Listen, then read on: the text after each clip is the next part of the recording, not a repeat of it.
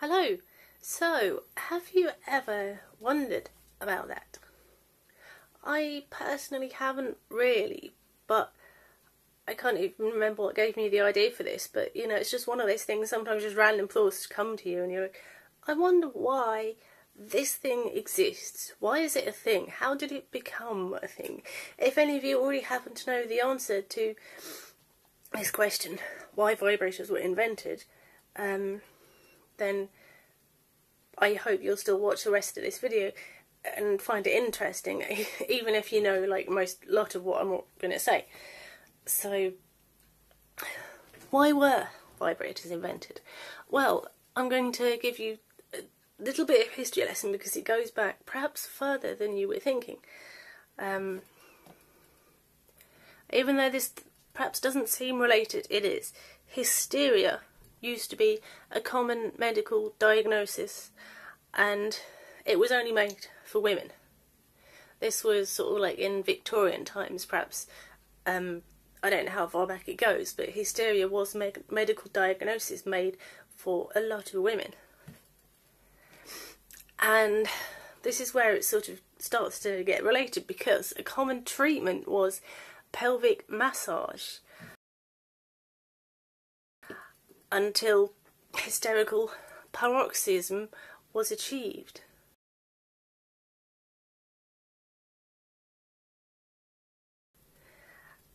Now, that perhaps is a bit hair tickling my mind. That is perhaps a little bit my words are not forming correctly in my brain. I know what I'm trying to say. That it was, you know, perhaps something you don't understand exactly what that means, but pelvic massage, you get a general idea. In other words, the doctor, I imagine they were 95% male doctors, because in that day, even though female doctors did exist, they were perhaps a rarity. So can you imagine that the doctor would manually stimulate the woman until she reached orgasm? And that obviously has sexual connotations to us in today's world, but the funny thing is, the medical profession supposedly considered this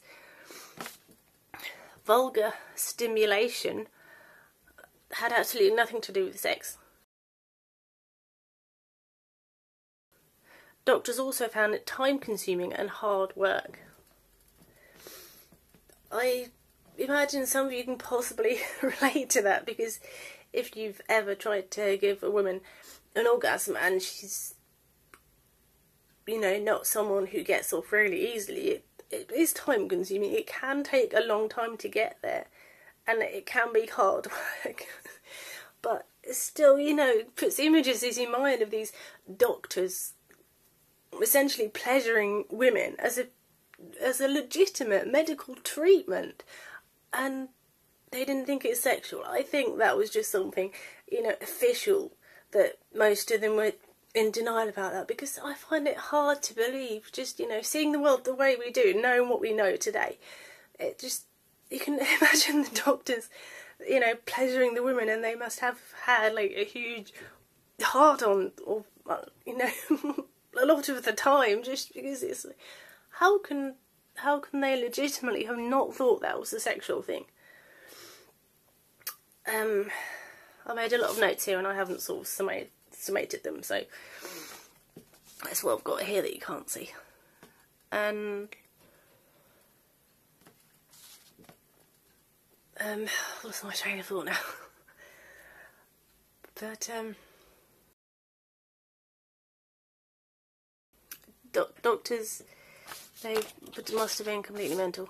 They didn't understand women. I think in that day, in that age, like a long time ago, once upon a time, it was common that you know, they didn't think wemen, you know, there was for them there was some mental thing where women just weren't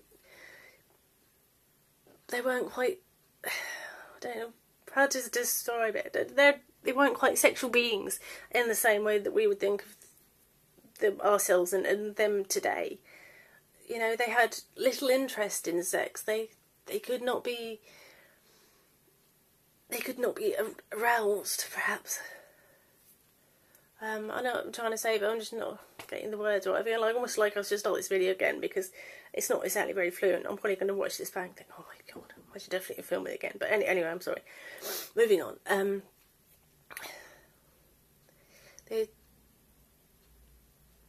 I think for them the act of sex, I think this is according to Wikipedia, this little bit of information I'm about to say.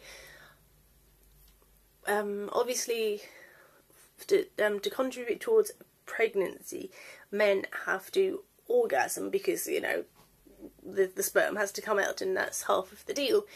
And as a follow-on from that, they used to think that in order for a successful pregnancy to happen, the women also had to orgasm, because even though their thing is internal, they still thought that women had to orgasm in order to achieve a successful pregnancy, because I guess it follows on when male orgasm, it comes out, and that's, you know, the sperm in that. So when a female orgasms, even though it doesn't come out necessarily, it has to, you know, have that process for the pregnancy to happen. So that is probably where the old idea that women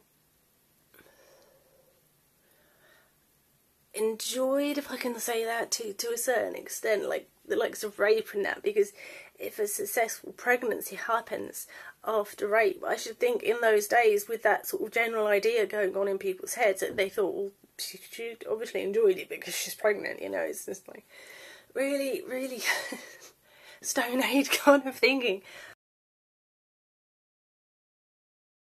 But I'm probably getting slightly off topic here, so I apologise. I've got so many notes here.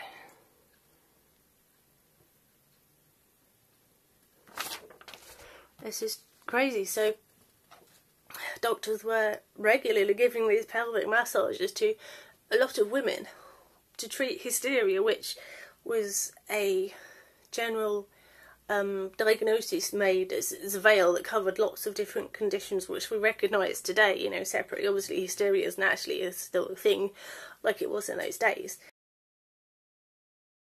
So hysteria was diagnosed for probably things like schizophrenia and what's that other one? In my mind, I was reading up all about this. It's sort of similar. I didn't make notes about this side of it. So, and well, just a whole range of things. I'm sorry I can't specify any more than that, but they were diagnosed with hysteria for all these things, and doctors thought the stresses of modern life in those days, whenever, you know, it was current, the modern life at that time, made women susceptible to developing faulty reproductive tracts. And that is probably somewhere along the lines of why, I don't know if it's why hysteria was diagnosed, but certainly why this treatment came along, I think. Doctors did not enjoy the tedious task of treating hysteria because, as I said, the pelvic massage technique was hard to master, and it could take hours to achieve hysterical paroxysm. I don't even know if I'm saying that right, which is obviously orgasm. But they were obviously in serious denial about that for a long time. I think a lot of, even though they say it was hard work, and I think a lot of the doctors must have been getting off on that, really. Or perhaps I just have a dirty mind. Just let me know what you think about that in the comments, I'm sure you will. So, on to the vibrators. This is sort of where they come in. As a solution, various devices were invented which shortened treatment from hours to minutes. If you've ever used a vibrator, then perhaps I can understand that completely. At one point, hydrotherapy devices were used, and they were popular in upmarket European bathing resorts. I didn't save any images of that to include in this video, but there's pictures of like women sitting naked and having a, for lack of a better description, like hose of water just shooting water at, you can't see this sort of region. And so that's obviously sort of what they were for.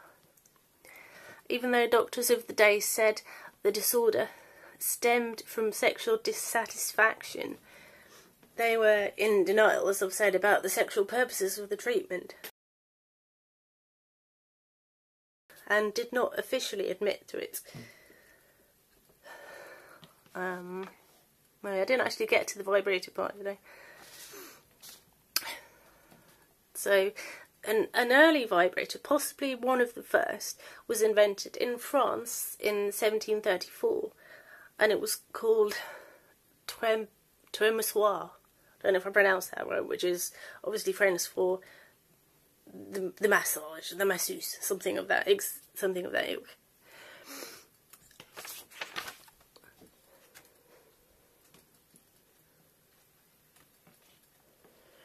Possible symptoms of hysteria, which I should perhaps include before I really get to the vibrators, included faintness, nervousness, insomnia, fluid retention, heaviness in the abdomen, muscle spasms, irritability, shortness of breath, loss of appetite for food or sex, and a tendency to cause trouble. That's almost comical.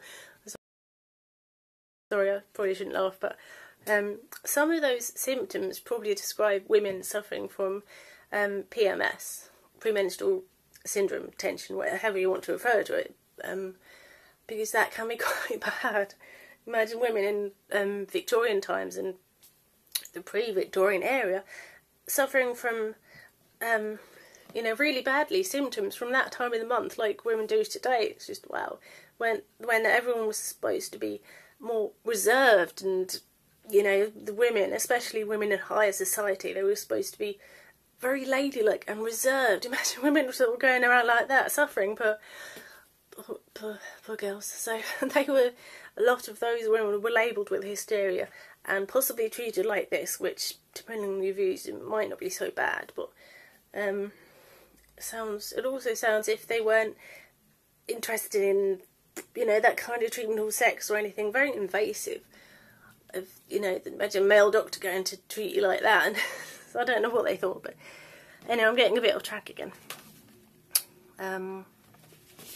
Back to the vibrators, and the first steam-powered vibrator was invented by American doctor George Taylor in 1869, called the manipulator, which is self-explanatory really, but obviously it was an alternative to doctors manipulating, so I guess that's where that comes from.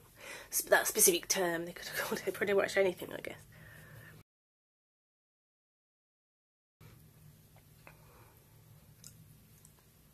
Supposedly an awkward device, it did bring relief to doctors suffering from fatigued wrists and hands. Well, yes.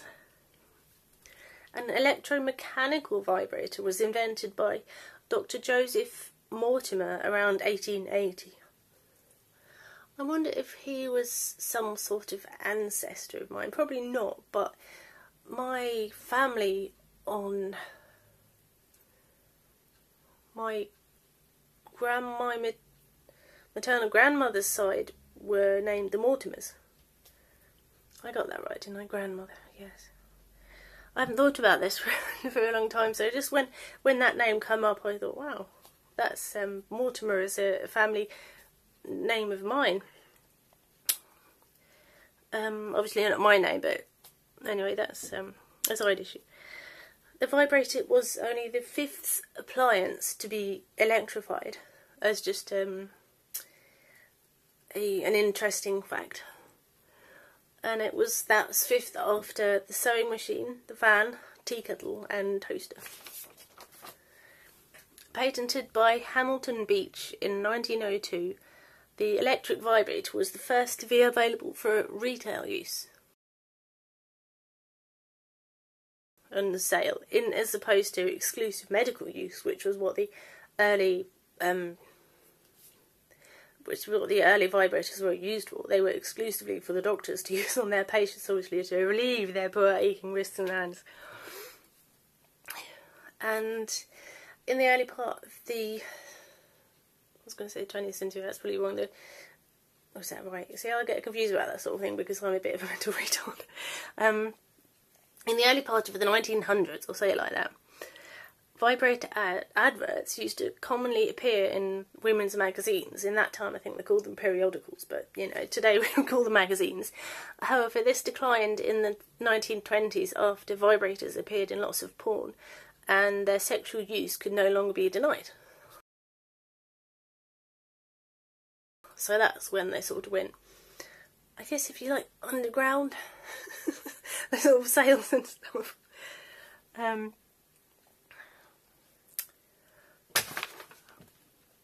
I think I pretty much covered my notes, which is good. Oh yeah, I didn't mention this. Other cures for hysteria were bed rest, bland food, seclusion, sensory deprivation, and refraining from mentally taxing tasks like reading. That's almost insulting. You know, thinking about today's world, that this was actually a thing. But I bet doctors preferred the pelvic massage, you know, for obvious reasons. That's a personal opinion, obviously. And supposedly, Dr. Laura Berman said this on the Oprah Winfrey Show in 2009. Mothers should teach their 15 or 16-year-old daughters the concept of self-pleasure by giving them a clitoral vibrator. Well, I think I should probably end on that. I hate my brain. Controversial statement. So thank you for watching. I hope you found this interesting, and obviously leave any and all comments, things you have to say about this in the comment section, and like this video if you liked it. I hope you did like it, even though I ramble a bit and my brain fails me sometimes. So thanks for watching, and I'll see you soon.